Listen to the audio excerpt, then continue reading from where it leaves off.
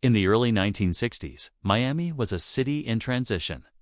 Palm-lined streets and pastel hotels projected sunshine and glamour.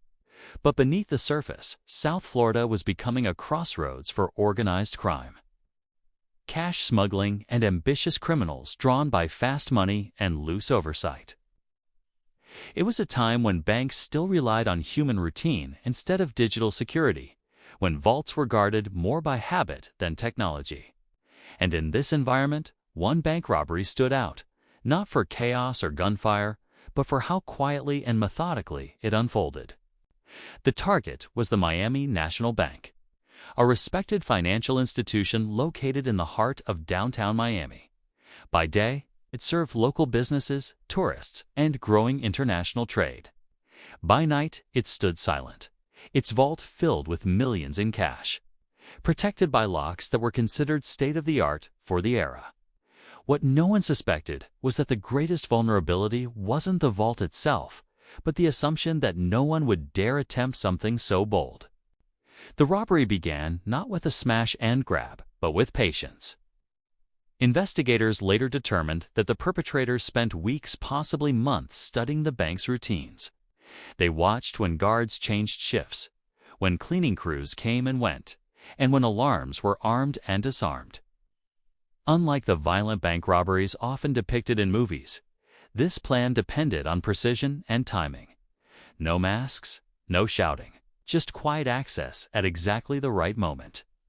Sometime during a weekend night, when downtown Miami was at its quietest, the robbers made their move.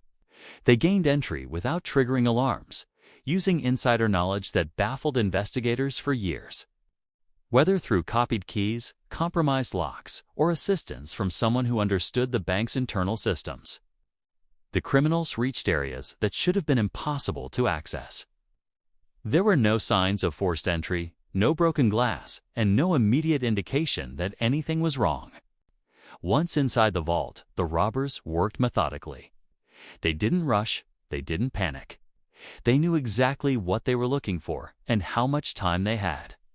Cash was removed carefully, avoiding the kind of mess or damage that might draw attention later. When the vault door was finally closed behind them, it looked exactly as it always had, sealed, intact, and secure. The robbery wasn't discovered until the next business day, when bank employees began their morning routines. At first, nothing seemed out of place. But when vault records were checked against physical cash holdings, the truth became unavoidable. Large sums of money were gone, millions of dollars by some estimates. There was no note, no calling card, no obvious explanation. It was as if the cash had simply vanished. News of the robbery spread quickly. For Miami, this wasn't just a crime, it was an embarrassment. The city was trying to establish itself as a legitimate financial hub. And now one of its prominent banks had been quietly looted without a single alarm sounding. Federal investigators were brought in almost immediately. The FBI examined every inch of the bank, searching for fingerprints, tool marks, or anything that could explain how the vault had been breached. What they found only deepened the mystery. There was no evidence of drilling, cutting, or tampering. Locks appeared untouched. Alarms functioned normally. Investigators were forced to confront a disturbing possibility. This robbery could not have happened without intimate knowledge of the bank's security systems. Attention turned to employees, former staff, contractors, and anyone who had ever been trusted with access. Suspects emerged, but solid evidence did not. Interviews stretched on for months. Financial records were scrutinized. Surveillance from surrounding buildings was reviewed, though camera coverage at the time was limited and unreliable. Meanwhile, the stolen money never resurfaced. No sudden spending sprees. No flashy purchases. No trail that led anywhere obvious. As years passed, theories multiplied. Some believed the robbery was the work of professional criminals, with ties to organized crime networks operating in Florida and the Caribbean. Others suspected a classic inside job, one or more trusted individuals exploiting weaknesses only they understood. There were even rumors that the money had been quietly funneled overseas, disappearing into offshore accounts long before authorities knew where to look. What made the Miami National Bank robbery especially haunting was its silence.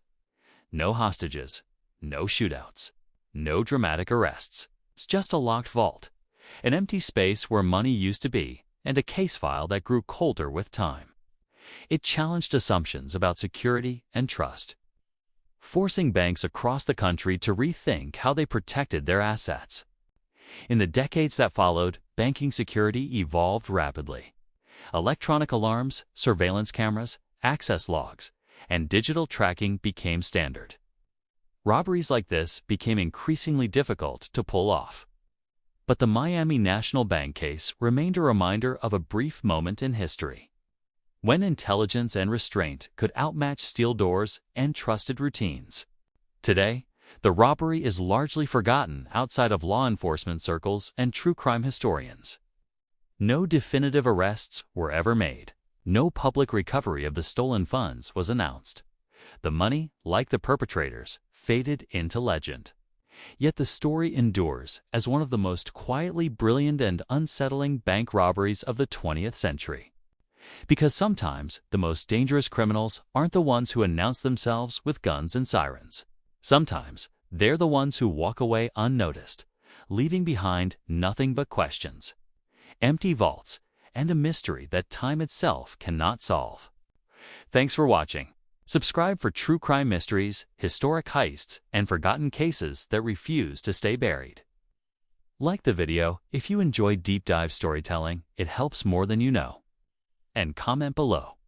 Do you think this robbery was an inside job or a perfect crime? The streets are quiet now, but some secrets never sleep.